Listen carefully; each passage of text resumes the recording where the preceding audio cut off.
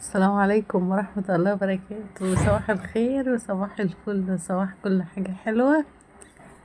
هنعمل بقى روتين حلو النهاردة كده مع بعض، ونشوف هنعمل ايه. الروتين بتاعي النهاردة حلو اوي يا ولاد، هيعجبكم، ونشجع بعض يا بنات، ونشوف هنطبخ ايه بقى كده، وتشجعوني واشجعكم، ونشوف بقى هنطبخ ايه كده مع بعض. انا هنا بقى النهاردة هطبخ ايه. هطبخ رز بسمتي، وهعمل لحمة. هتشوفوا الفيديو حلو هيعجبكم يا ولاد. هقول لكم بقى الطريقه اللي انا بعمل بها الرز البسمتي. المفروض ان انا بقطع بصله كده وبعدين بصفرها، بس انا ايه ما حطيتش، ما لقيتش عندي بصل بصراحه، فحطيت فص ثوم. ودي بهارات الرز الاصفر او بهارات الكبسه، احنا بنجيبها كده جاهزه من عند العطار. بتيجي بص حلوه على فكره، وبيبقى فيها بقى من كل البهارات بصراحه، بتدي الرز طعم حلو قوي. الرز البسمتي بتاعي انا كنت غسلاه بقالي شويه ونقعاه في الميه. لما انت بقى بتنقعي الرز بيبقى الحبايه بتزيد معاكي، وما تعجنش معاكي.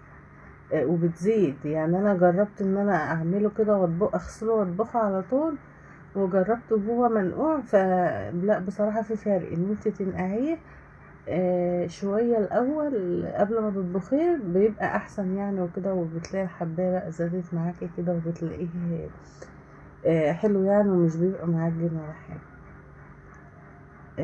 بس فتحطي برضو عودين قرفة، وتحطي ليمونة كده ناشفة، وتحطي بقى البهارات كمان اللي انت عايزاها. يعني حطي البهارات بقى اللي انت تحبها كمان مع بهارات الكبسة عادي، يعني اي بهارات انت بتحبي تحطيها.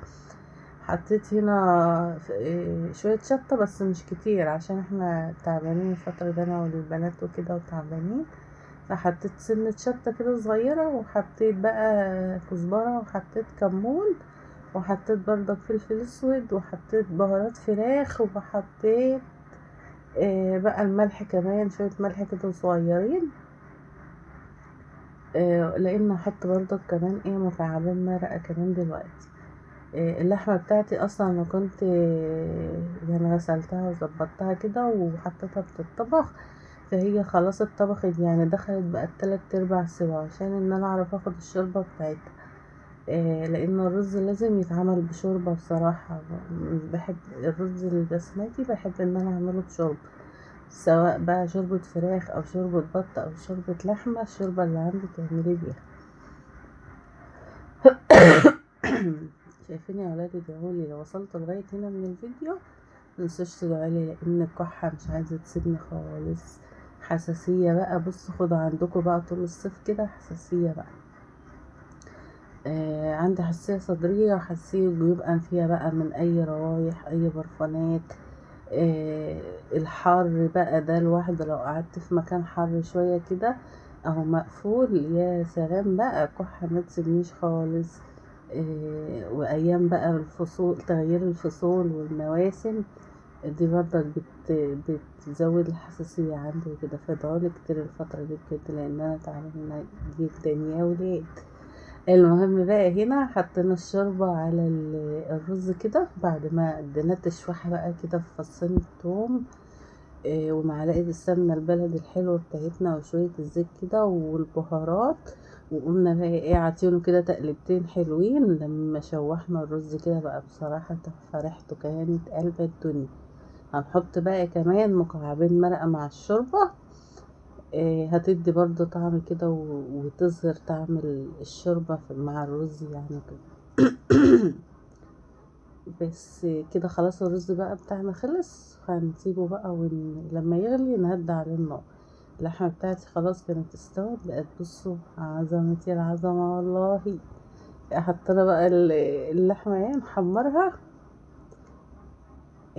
بس عملت بقى سلطة خضرا برضو، وعرفنا بقى الشوربة وبس، وطبق مخلل بقى وكده. الأكلة بتاعتنا النهاردة بصراحة عظمة. خلاص الرز شايفين لونه تحفة بصراحة، وطعمه كان جميل قوي وحلو قوي يعني. وكان بصراحة ريحته كانت قلب الدنيا، وطعمه كان تحفة.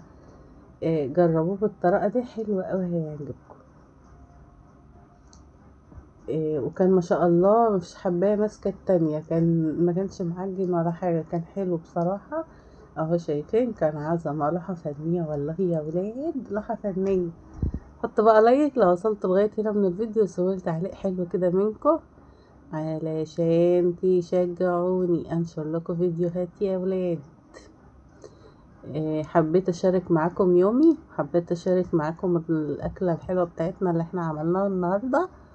وممكن انا بعمل طريقة انتوا، هي بتبقى نفس الطريقة بس انا مثلا ضايفة حاجة او حاطة حاجة.